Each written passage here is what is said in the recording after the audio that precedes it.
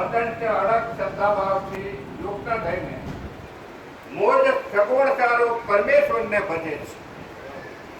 પરમેશ્વર તેઓ મને યોગીઓમાં વધુ ચડિયાતા યોગી રૂપે માન્ય છે. ભગવાન કે મને વધુ માન્ય છે.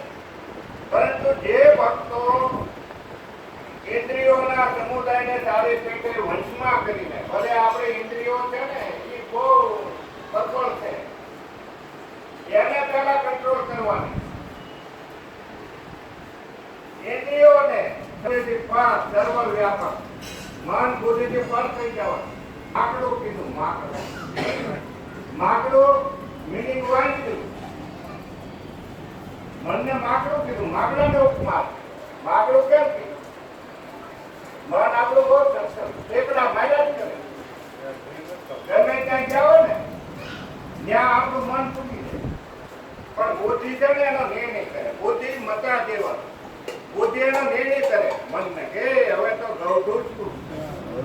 પણ મન કઈ ગૌઢું થતું નથી. આમાં બે વસ્તુ ગૌઢી નથી થતી, મન બુદ્ધિ અને આ જીવ. આ વધઘટ થાય છે એ કોણ થાય? આ દેહ ની, આ ખોળિયાની. જન્મે ત્યારે નાનો શિશુ બાળક હોય, કુમાર અવસ્થામાં આવે, પછી વૃદ્ધાવસ્થામાં જજરીત થાય.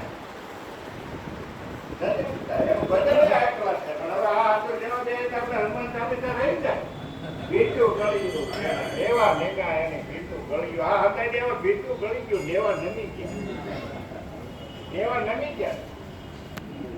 આવા હતા ભજન ગાવા બે કથા આવે.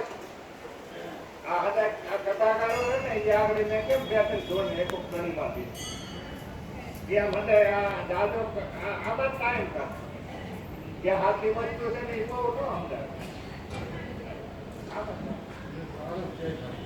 એક હપ્તા આપકો બોલે બોલો તો તમ કેમ રાવના ગાય કૃષ્ણ દામોદર